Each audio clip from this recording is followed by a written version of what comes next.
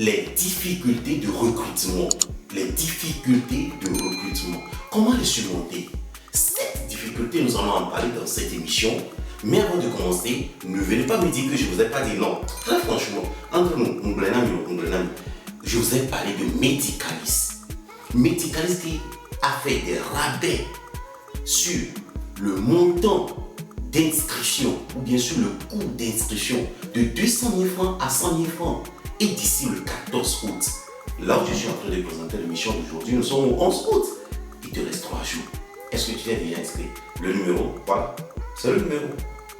Est-ce que tu l'as déjà appelé?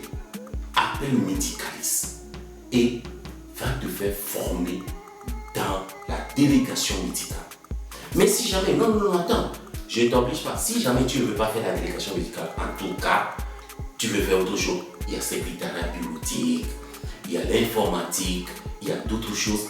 Là, je vous propose LIS. Ah oui, je vous ai pas encore parlé. LIS aussi est là. LIS Group. Là, avec le LIS Group. Côté santé, là, lui s'occupe pas. Si c'est côté santé, Medicalis est là. Mais s'il s'agit des formations en secrétariat bureautique, caisse, également pour le montage des vidéos, l'informatique, en tout cas, je ne vais pas trop parler, c'est ça. Le numéro que vous allez sonner, voilà le numéro.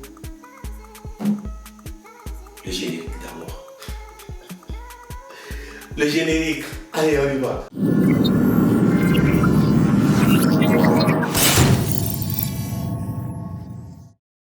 Le thème de l'émission d'aujourd'hui qui est cette problématique qu'on retrouve au cours des recrutements.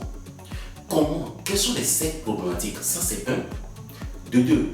Comment on peut éviter ces problématiques, que ce soit du côté de l'entreprise et également du postulant? Comment on peut faire pour éviter ces problématiques-là? C'est ce qui nous amène dans l'émission d'aujourd'hui. La toute première, c'est le manque de candidats motivés.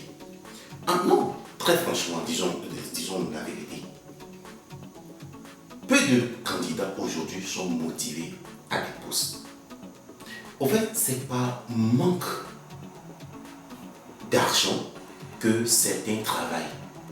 Qu'est-ce que je veux dire par là? C'est-à-dire, pas forcément pour ce travail-là que le gars-là voulait faire. Genre, il est gestionnaire, il est comptable, mais il est obligé de faire une autre activité où sa passion n'était pas dedans. Donc du coup, lorsqu'on lance des recrutements, en toutes ces idées, les gens ne sont pas motivés. Mais peut-être, c'est mieux que d'être au chômage. Donc du coup, ils courent là. Et là, ça crée un problème. Le recruteur fait face à un candidat qui n'est pas motivé. Vous y pensez déjà, non? Oui, c'est ça, c'est ce qui se passe. Il cherche, il fouille pour des questions, pour voir quelle ampleur, qu'est-ce qui motive le gars à venir. Il n'y a pas l'élément déclenchant là. Donc, il y a des recrutements qui durent, des entretiens qui durent, où le chef d'entreprise n'a pas trouvé l'élément motivant, l'élément captivant pour retenir le candidat là. Ce qui fait que tu as un entretien d'embauche qui dure et où on te pose des questions, on va très loin. Des fois, quand tu veux vraiment comprendre, le chef d'entreprise là, c'est juste qu'il ne trouve pas les éléments qui motivent l'élément là à venir ou bien qui motivent le candidat là à postuler. Et pourtant, tu as appelé. Et lui aussi, il a besoin de quelqu'un. Pour pallier à cela, j'ai 2 solutions pour vous, chef d'entreprise. Premièrement, faites des audits au cours avant vos recrutements. Faites des audits, oui, bien sûr. Posez-vous la question, mais qu'est-ce que je cherche? Comment je vais motiver les candidats au moment où j'annonce le besoin là, qui est un poste qui est libéré? Voilà. Il faut faire l'audit là. Par rapport aux années précédentes, comment nous faisons notre entretien d'embauche? Remettez tout cela en question. Travaillez sur votre communication. Ah oui, aujourd'hui, les réseaux sociaux aident tellement sur les communications. Tout à l'heure, nous avons parlé de Medicalis. Nous avons parlé également de List Group. Oui, c'est par ces réseaux sociaux-là qu'aujourd'hui, votre entreprise est bien connue. Si jamais List Group lance un recrutement aujourd'hui, quelqu'un va dire, mais oui, je l'avais entendu parler dans une vidéo, oui, Oui, voilà, List Group commence par faire, et se fait voir sur le plan de formation.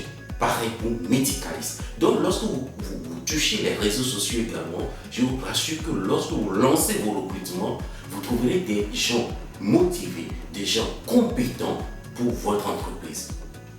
Deuxième problématique également, c'est le pénurie de compétences. Et là, il y a un problème. Lorsqu'on parle de pénurie de compétences, il y a quoi? La guerre des talents. C'est comme si on est en train de dire qu'il n'y a plus de talents, il n'y a plus de gens compétents pour travailler. Et pourtant, c'est faux. Oui, c'est très faux. Les gens sont formés. Les gens sont prêts à travailler. Mais pourquoi parlons-nous de pénurie de compétences? Nous parlons de pénurie de compétences parce que quoi? Au cours de votre recrutement, vous avez mis 2 ans d'expérience, vous avez mis 3 ans d'expérience, vous avez mis 10 ans d'expérience. Mais attendez, s'il n'a pas commencé quelque part, il va avoir les années d'expérience où? Non. Le gars n'a jamais fait. Il a envie d'être comptable. Il a envie d'être délégué médical. Il a envie d'être... qu'est-ce que je vais dire? Il a envie de faire quelque chose dans sa vie, oui. Mais s'il n'a pas commencé en tant que première expérience, il va avoir les années d'expérience où? Vous comprenez déjà? Donc, en mettant ceci dedans, vous-même, vous limitez déjà la compétence des gens. Oui. La solution à cela, j'ai déjà la solution. Je vais vous aider. La solution à cela, c'est qu'il faut envisager des recrutements à l'international. Ah oui.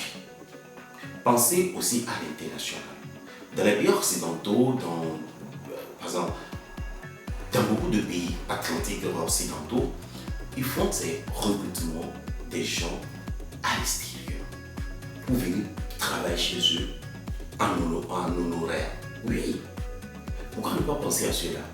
Si tu penses que chez toi, tu n'as pas trouvé des gens de 10 ans d'expérience et que tu n'es pas flexible à accepter 1 an d'expérience pour former le gars et arriver, pensez à l'extérieur. Que de recruter quelqu'un, le mettre la pression et tu te rends compte qu'il n'est pas tombé. Là, c'est compliqué, c'est difficile. Vous recrutez le gars accepte, vous le mettez à l'apprentissage.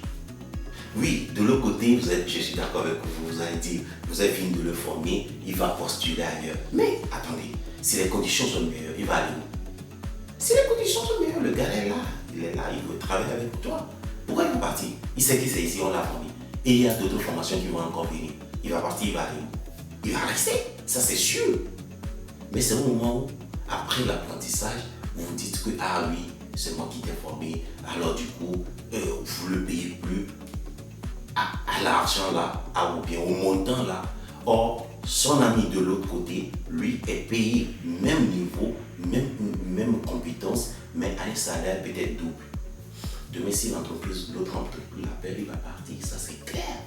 Vous aussi, vous allez le faire. On est tous d'accord.